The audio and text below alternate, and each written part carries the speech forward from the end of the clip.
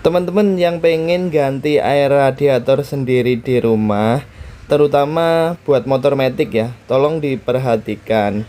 Karena saat menguras air radiator itu ada 3 tempat yang wajib dikuras teman-teman. Oke, yang pertama itu di radiator itu sendiri, coolernya harus dikuras. Terus yang kedua itu di blok mesin atau silinder blok itu juga harus dikuras. Yang ketiga itu di tangki reservoir atau tangki cadangan itu juga harus dikuras teman-teman.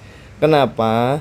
Karena kalau tidak kemungkinan teman-teman akan mengalami kejadian seperti customer saya kemarin ya. Untuk video selanjutnya saya akan bahas airlock yang bermasalah di templar atau di rocker armnya. Dan juga motor ini juga mengalami masalah di perangkat VVA nya teman-teman. Pada saat VVA nyala mulai 6000 rpm, motor ini juga suaranya kasar. Jadi teman-teman silahkan ditekan tombol subscribe nya terlebih dahulu, bunyikan loncengnya, dan juga tekan like nya ya, supaya nanti teman-teman nggak ketinggalan saat saya upload videonya. Terima kasih. Lanjut ya. Saya kemarin itu didatengin customer, terus katanya air radiatornya itu sudah diganti. Tapi saya tanyain, yang diganti itu ternyata cuma yang di radiator sini aja. Baut ini ditap atau dibuka, setelah coolernya nggak keluar lagi atau nggak netes lagi, ditutup, habis itu diisi. Itu sih nggak salah teman-teman, tapi masih kurang, nggak cukup kalau cuma gitu aja.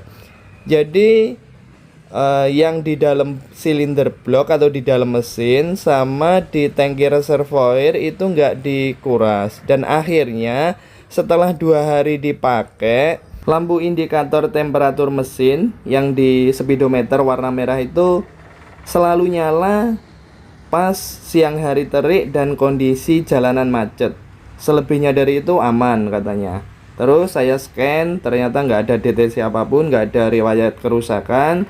Saya cek air radiatornya juga penuh. Terus di tangki reservoirnya juga cukup. Tapi kemungkinan teman-teman kalau berada di daerah dingin ya, daerah yang nggak terlalu panas, karena saya ini kan di Sidoarjo dan customer saya kerja di Surabaya. Kalau teman-teman tinggalnya nggak di daerah panas seperti ini, kemungkinan hal seperti ini nggak akan terjadi.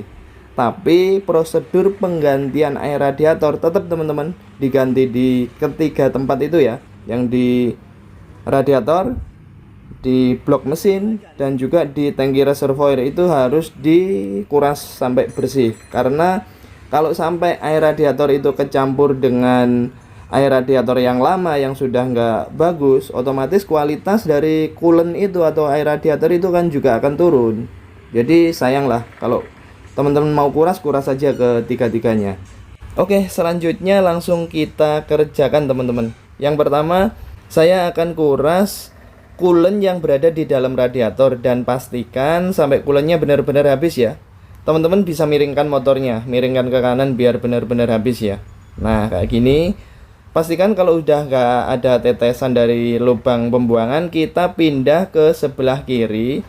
Dan posisinya dari bawah teman-teman, di bawah blok, di belakang lubang knalpot itu ada baut tap yang di silinder blok. Nah, bautnya ini, tadi ini sudah saya kendorin. Nah, teman-teman bisa pakai kunci T10 mili buat ngendorin ya. Kalau Yamaha posisinya sama juga, tapi kuncinya 8 mili. Pakai aja kunci T10 mili, itu bautnya di dalam situ. Tapi kalau bukanya tetap masih gampang teman-teman, karena posisi kebanyakan ya, posisi apa namanya, kunci T sama baut itu nggak bener-bener tegak lurus, tapi agak miring. Nanti kalau masangnya hati-hati teman-teman, bener-bener paskan itu dratnya baru dikerasin ya. Oke, kayak gini. Sebentar pelan-pelan ya, karena saya ini menghindari tumpah ke tangan. Karena kalau tumpah ke tangan ya otomatis belepotan tangan kita. Oke. Teman-teman, di dalam blok silinder itu jumlah coolantnya masih lumayan banyak teman-teman. Mungkin hampir separuh dari kapasitas radiator itu sendiri. Jadi masih cukup banyak lah. Nah ini sudah mau lepas. Sebentar, oke. Nah ini ya, dan ini ditunggu aja teman-teman, ditunggu sampai habis. Kalau teman-teman mau bersih ya dimiringkan aja motornya, miringkan kanan atau kiri gitu, kanan kiri, nanti juga bersih sendiri. Sebenarnya gini aja ya, nggak apa-apa, udah cukup ya. Oke, setelah ini habis langsung dipasang kembali aja teman-teman bautnya yang tadi. Ini yang saya bilang masukin bautnya yang susah tadi teman-teman. Nah karena posisinya nggak benar-benar tegak lurus, jadi hati-hati ya, dan pastikan itu nggak miring. Kalau nggak miring itu apa? Diputer itu bautnya enteng teman-teman, diputer enteng, dan nanti masukinnya cukup separuh aja. Ini akan saya skip biar nggak memperpanjang durasi.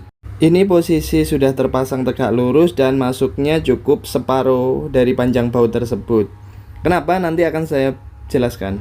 Ini saya mau tutup dulu baut tap radiatornya ya. Ini bautnya terbuat dari plastik dan kuncinya pakai T40. Jadi teman-teman kalau ngerasinnya jangan terlalu keras karena gampang patah. Cukup set gitu aja. Kalau nggak punya kunci, pakai tang juga bisa. Nah, selanjutnya saya akan tunjukin gimana cara gampangnya nguras coolant yang berada di dalam tangki reservoir. Biar lebih jelas, ini saya akan tarik selang bleeder atau selang pernafasan reservoirnya. Nah, selang ini teman-teman ditarik aja pelan-pelan ya. Tapi kalau teman-teman mau ganti sendiri sebenarnya nggak perlu ya selang ini ditarik. Terus yang selang satunya, ini yang dari reservoir ke radiatornya juga jangan lupa dilepas juga. Nah, kayak gini. Nah, kenapa harus dilepas? Ini dihadapkan ke bawah teman-teman ya, nanti buat dibuang ya. Ini buangnya dari selang yang pendek ini.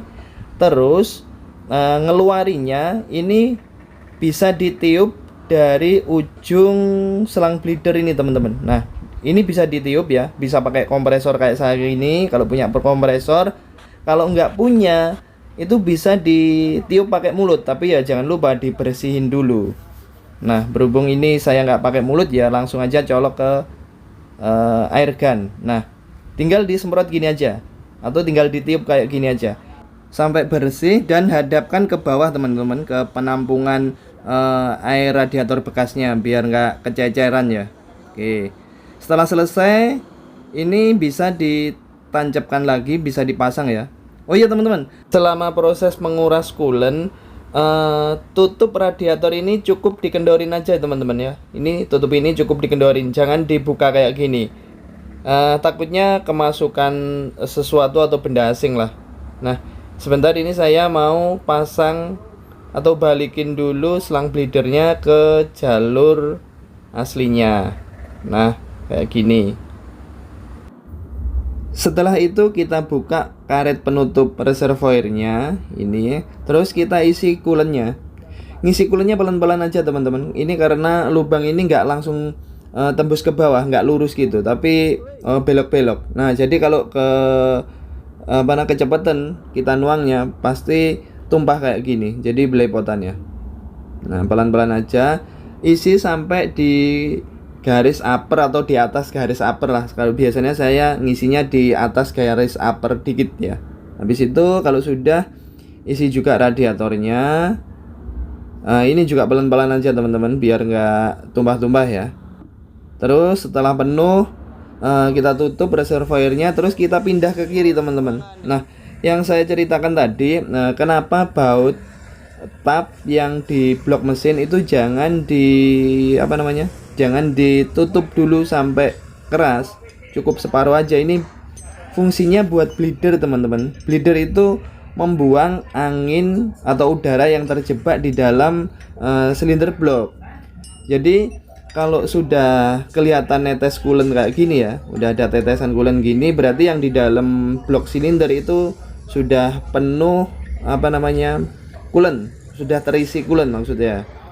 Nah, kalau enggak di bleeder kayak gini teman-teman ya, seumpama tadi waktu kita nutup itu langsung dikerasin, itu di dalam blok itu biasanya nggak terisi coolant, ada sebagian yang ada udara yang terjebak. Jadi nanti kalau setelah motor kita pakai, walaupun awalnya itu di radiator penuh, di reservoir itu sudah cukup, nanti akan berkurang sangat banyak itunya, coolant-nya. Jadi ini menghindari meminimalkan resiko untuk kita kekurangan cairan radiator atau kekurangan coolant ya di dalam sistem pendinginan. Nah, setelah keras baru kita pindah lagi ke sebelah kanan. Kita tuang lagi teman-teman, kita penuhin lagi yang di radiator karena pasti akan turun ya. Dan ini saya biasanya melakukan ini, nambahin ini juga sambil dihidupin mesinnya, sambil ditambah kayak gini sampai benar-benar penuh. Ini akan kurang ya, berkurang dikit, tambahin lagi, nah kayak gitu sampai penuh. Terus ini yang tadi ya, nah ini garis uppernya. Saya biasanya ngisinya juga lebih sedikit, nggak apa-apa, sedikit lah nggak apa-apa. Tapi minimal teman-teman harus di garis upper. Ini di garis yang bagian atas ya, agak ke atas dikit juga nggak ada masalah. Oke kayak gitu. Terus pastikan semuanya tutup radiatornya udah keras, semuanya udah terpasang rapi, baru ditutup ya.